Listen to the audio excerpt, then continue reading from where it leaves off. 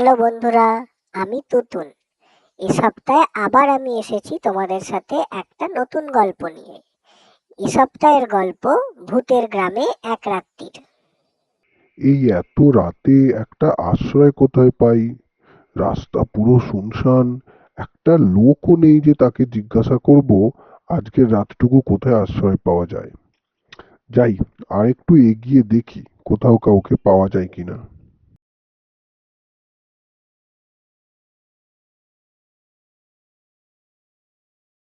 ওই তো একটা সাধু বাবা গাছতলায় বসে আছে দেখছি। দেখি, ওনাকেই জিজ্ঞাসা করি।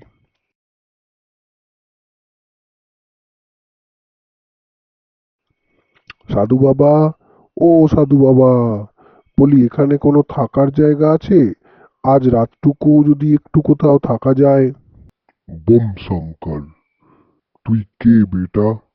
এত রাতে এই গ্রামের চত্বরে ঘুরছিস? তোর তো সাহস কম নয়। তুই জানিস এই গ্রামে কি আছে? আমি রাস্তা হারিয়ে ফেলেছি। কেন বাবা, এ গ্রামে কি আছে? এ গ্রাম ভূতের গ্রাম আছে বেটা। এ গ্রামে রাত কাটাতে পারবি না। তুই বরং আমার সাথে বসে আজ রাতটা কাটিয়ে দে। এই সাধু বাবা মনে হচ্ছে ভণ্ড সাধু আছে। আমাকে কাছে থাকতে বলছে। আমার সব লুট করতে চায় মনে হয়। ভূত না চাই, যত সব। এর কাছে থাকা যাবে না। না না না সাধু বাবা, আমি ভূত টুত মানি না। আমি চললাম। তোমার সাথে রাত কাটাতে আমি পারবো না এই গাছের তলায়। আর একটু এগিয়ে দেখি, কাউকে না কাউকে ঠিক পেয়ে যাব।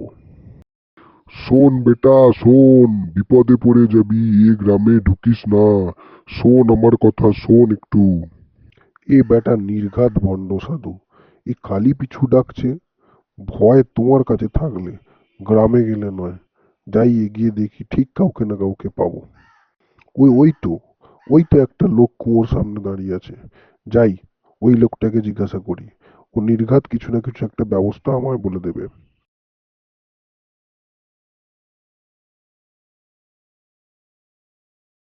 ও দাদা, শুনছেন?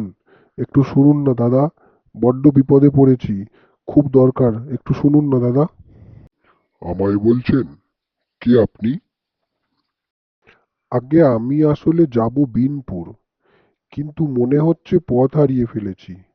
এখানে এক রাত্রির থাকার কোনো জায়গা আছে? বিনপুর? বিনপুর তো এখান থেকে অনেক দূরে। আজ রাতে আর আপনি সেখানে যেতে পারবেন না। আজ রাতটা আপনাকে এখানেই থাকতে হবে। চলুন আমার সাথে, আপনাকে থাকার জায়গা দেখিয়ে দিই। অসংখ্য ধন্যবাদ আপনাকে। চলুন।